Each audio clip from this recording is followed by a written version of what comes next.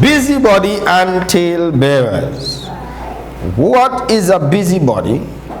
What is a talebearer? And is that different from gossip, something that we studied some time ago? Anybody knows what a talebearer is or what a busybody is? Let's give it a shot. Let's give it a shot. Right. Go ahead, Sister Tonya. Go ahead.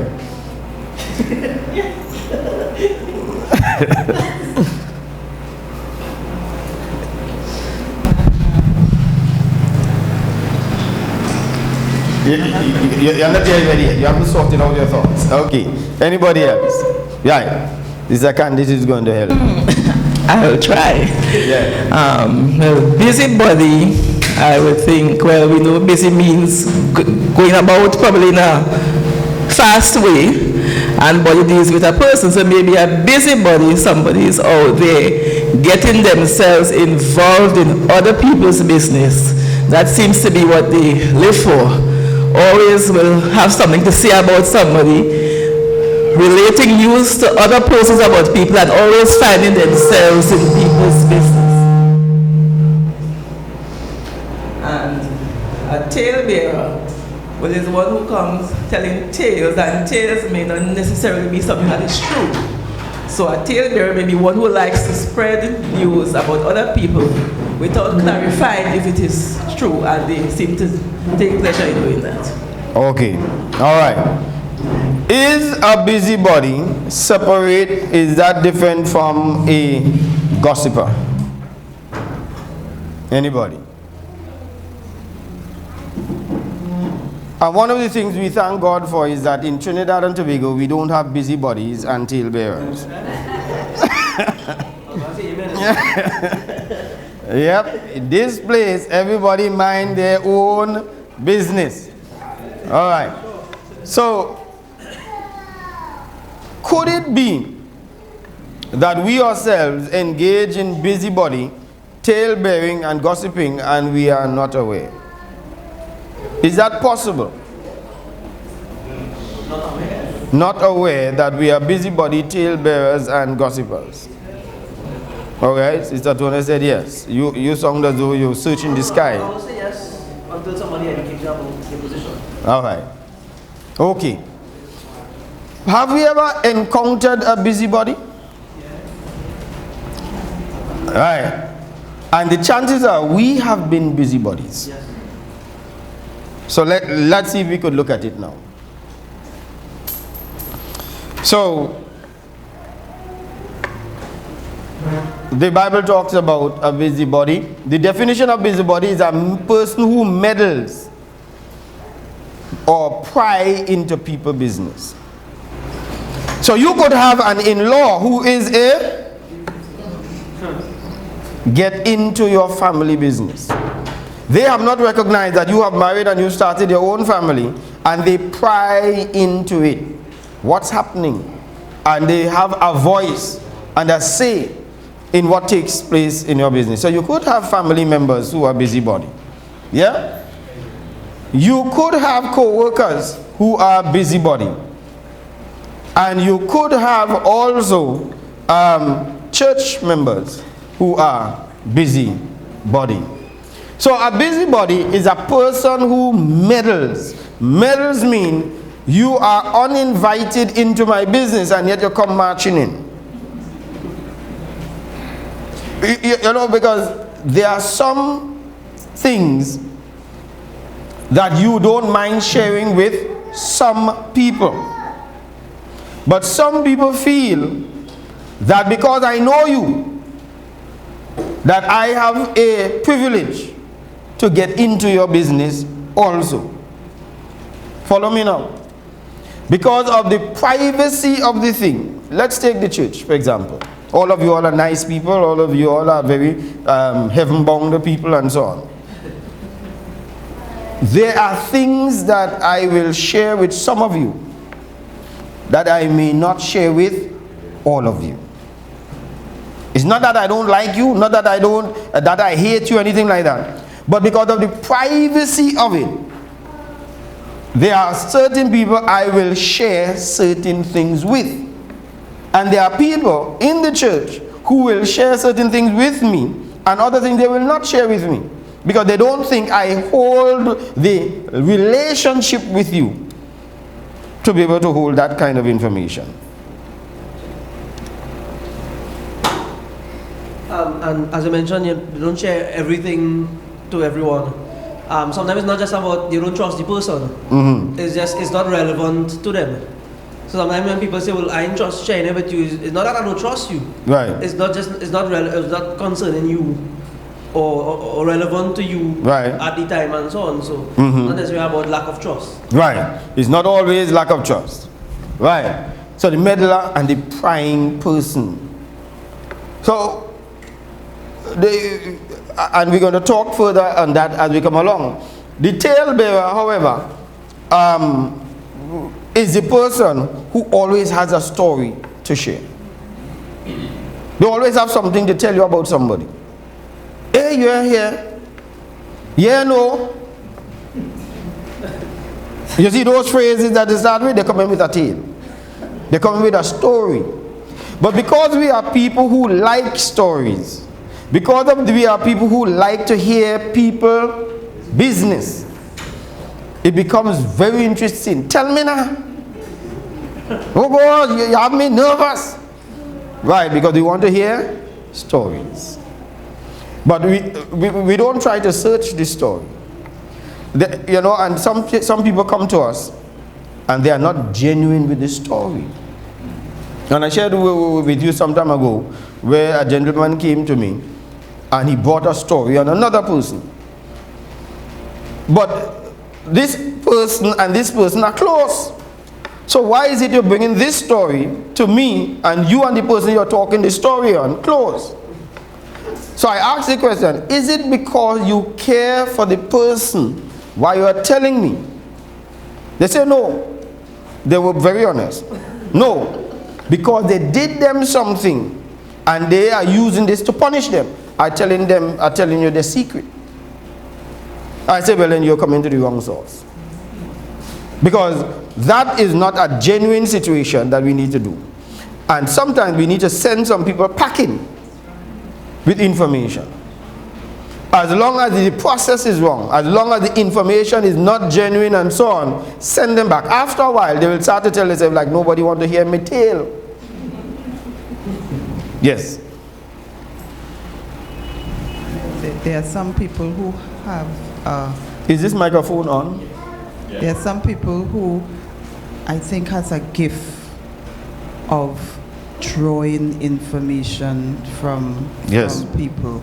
Even, sometimes you don't want to say certain things and you didn't plan to say certain things, but there's a craft. Yes.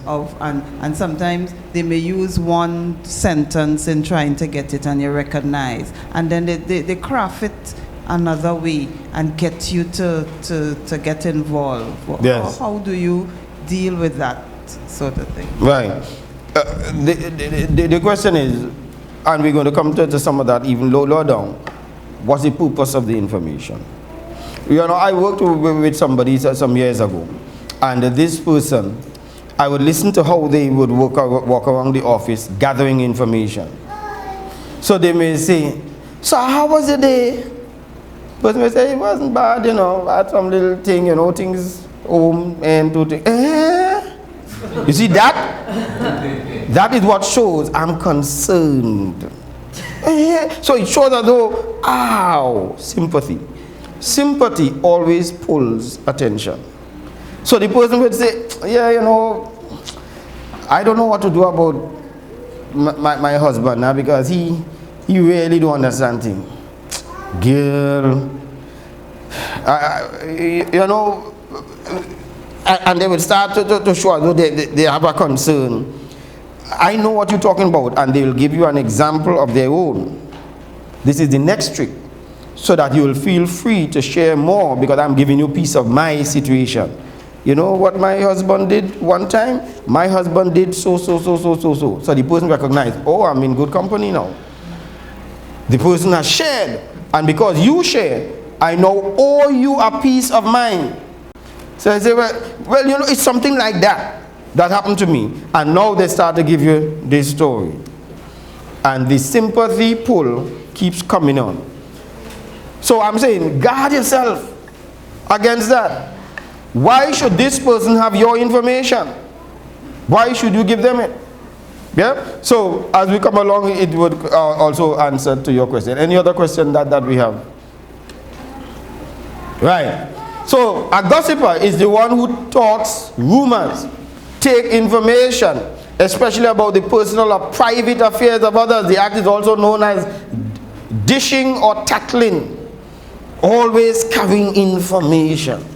Now, just because you are talking something that is somebody's business does not necessarily mean that it is wrong. There are times that, dependent on the gathering, the information is necessary. So if I'm a member of a board of an organization, and as a member of the board, there's a staff, let's say, for example, my own private business, my own career. As founder and owner of my business, there's a staff that has an issue that's impacting on my business. In my meeting, that is legitimate information as to how I run it. If I take that information outside of my business and take it elsewhere to allow it to impact on the person, then I have now gone outside of the purpose of what was mentioned inside of there. So the place is where it is said. So if you have a lawyer, there are things that a lawyer, your lawyer, must have, which is your business. Telling the lawyer of a problem that you have with your neighbor is not gossiping, because there's where it's supposed to go. You see? So it's who gets the information is necessary. Are we on board? Right. So the question is, why am I telling you? Why is it you need to know? Is it that you are in a position to help me? Or is it that we just want to share information? Yeah? But be very careful, because I tell you, tattlers, talebearers, gossipers will divide, mess you up, rough up your life, and send your life in some direction you will never believe. So always be careful about the people in your life. This is the skill of the tattler, the meddler. The meddler pretends to be helping you in your situation. They can't, but they want the information, and they will pretend as though I can help you. Tell me what's going on now. So he hit you? Yeah? So they'll prompt you to say it. So here are two tricks they'll go. They'll go worse than they know it is, so that you will say, nah, it hit me, you know. So what do you do? So because they know that you thought it was worse, they are happy to tell you it is less than worse. So now they surrender it. Did not recognize you. Use that as a trick to get the information out. It is an old marketing trick. Here is what it is. You see a dress or a pants that you like. The person in the store will take you to a dress or a pants much more expensive, so that you will turn it down. So that when you see this next pants that is higher than really the price it really is, but compared to the expensive pants that you were told about, you tell yourself, well, you see, I can't afford that one, so I'll take this one. But you just end up paying more for these pants, because you settle for something that is less. So they do that. Or they will go very low. So what? He coming home late again, very low. But your situation is more grave than that. So you want them to understand the reason I'm so stressed out, it can't be because of something so simple. So they go more and share with you. No, it's not that. If it was that, I could have lived with that. But it is because he has, bam, and you just drop the big bomb on them, their business. You understand how it works? So listen out for the cleverness of these marketers who will get into your business. They ask you personal questions. Personal questions makes you wonder, why do you need to ask me that? Me and you ain't in that relationship. Not just because we come to the same church, not just because we in the same job, not because we live next door to each other, means that we need to share information. But why do you think you need to find that out about my life? Are you with me? Right. Thirdly, they bait you with words or phrases which we just spoke about and make you talk more on your business. That which we have learned in the Caribbean is a wonderful way to get people to say things they didn't plan on saying. Yeah? Yes, the shock. What? We are so animated in the Caribbean that we have worked it to the hilt. You see?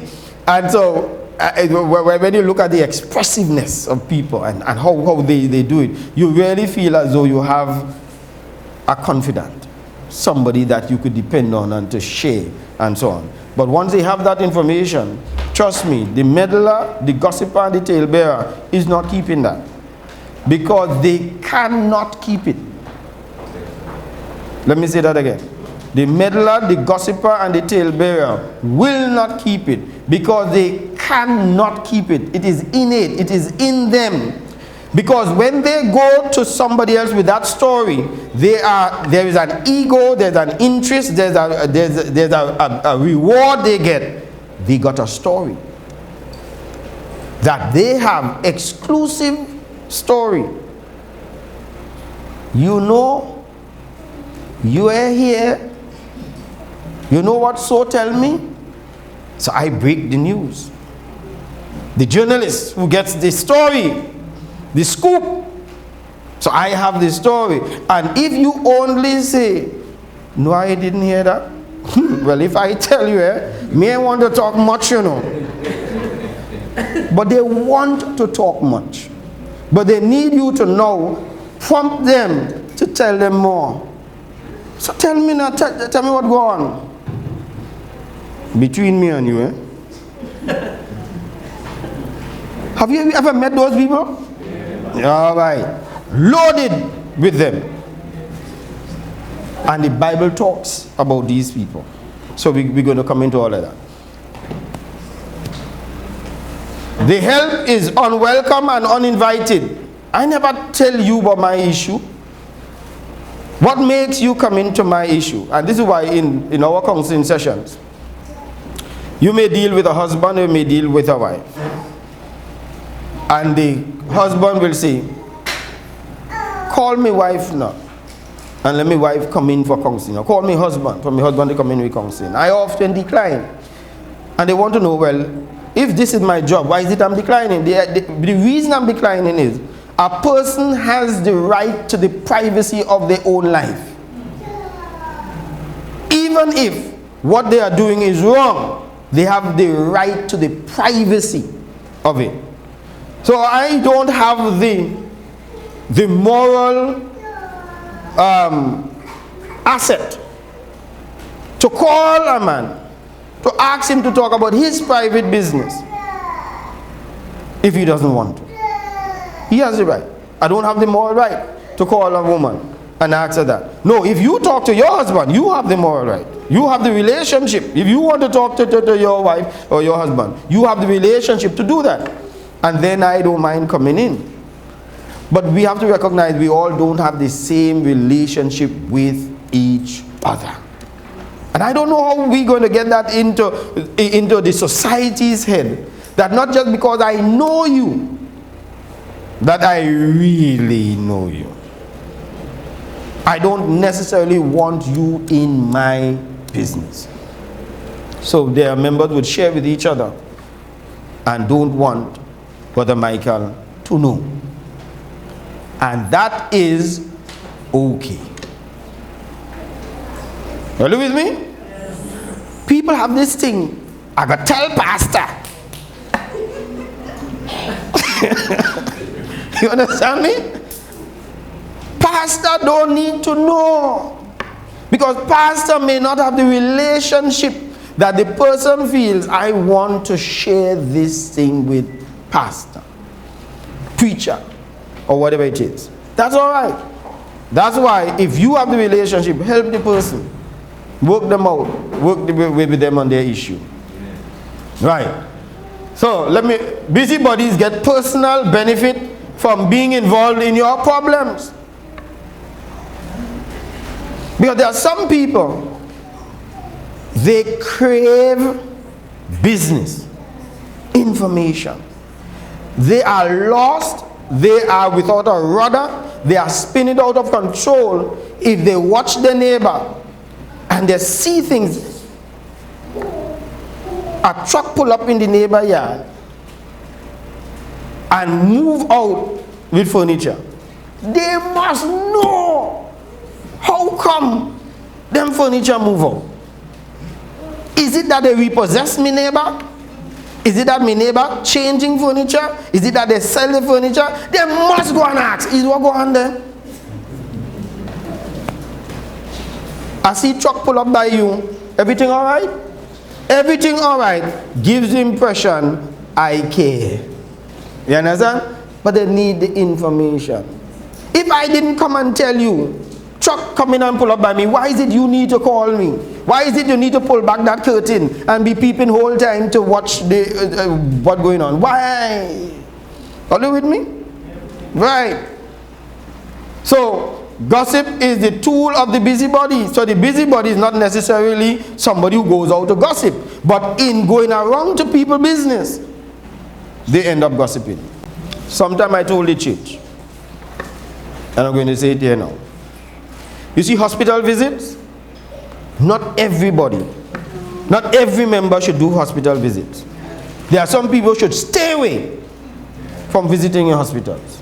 Why? Because they don't have what it takes to know somebody's information and don't repeat it. You all with me? I never said it to insult the church, but I'm just saying it so that we'll understand that we are not so, just because we are baptized and heaven bound, that we have it all together. We do not have it all together.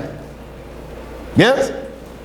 So, the gossiper needs information, or the busybody needs information because that's their tool that they use. They pretend that they're requesting prayers for someone else in trouble. Brother Mike, I want you to pray for brother and sister so and so. They're going through so much trouble, you wouldn't believe me. I mean, I don't want to tell you here, but it's real trouble they're going through. Just lift them up in prayer for me, please, Brother Mike. So that I will ask, what am I praying for? You understand? Let me tell you something, brethren. And the reason why I wanted to finish this whole series is because all of these things going to come, you will be reminded of these as we go forward in this process that we're talking about.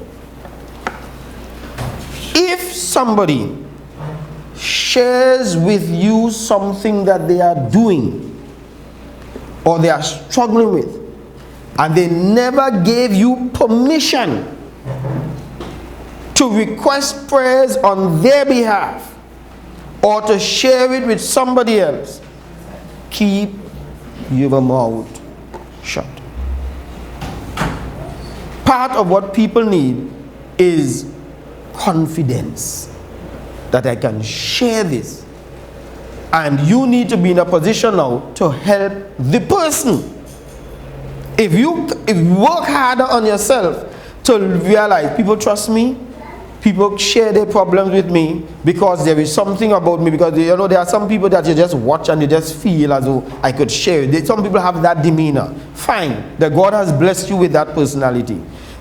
Develop the skill of learning how to help the person, and if you could solve it between there, then that's good. No need to take it further than that. If you feel you cannot solve it, however, request of the person, brother, sister, I appreciate that you shared such intimate information with me. And I value you and what we have. Could I share this with brother so-and-so or sister so-and-so, because I feel that they would be able to better help you? Get the yes. With me? So that it is not that a person's business comes out of their hands without knowing it. Yeah? All with me? Please, real quiet. Real quiet. Any questions or comments? Yeah. All right. Yes. To me, the only way that you should give that information, because there would be a situation or could be a situation where you could give information without getting their permission, is if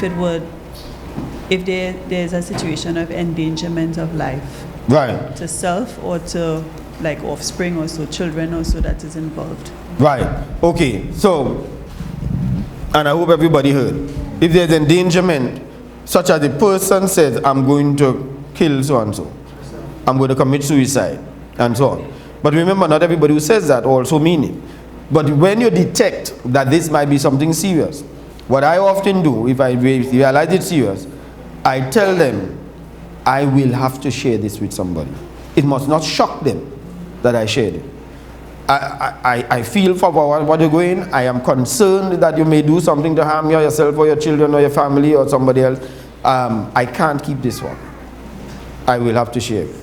Because you have to take a responsibility sometimes to protect somebody against their will. You see? So, thanks for bringing that up. Any other question or comments that? Yes. Yeah, and to add to that, and the next comment, counselors are obligated to give information like that because they will have to accept responsibility for not telling somebody. That's right. Right? And with regard to what I was saying earlier on with people under the guise of prayer, it is not every time even that the person, like the preacher, taking the invitation, he doesn't have to know what the problem is exactly. Right? And some people believe, well, what's the problem? So I could pray. You don't have to know the problem. Just say pray. Mm-hmm. Right? God knows what the problem is, and it is not your to know it. If it's critical, then you'll know it. Right. It will be known to you, but you don't have to know what it is exactly. Every detail of what is going through. Because while they may want prayer, they may not want to reveal their issue just yet. They may want to reveal it at another time. Okay? Nicely.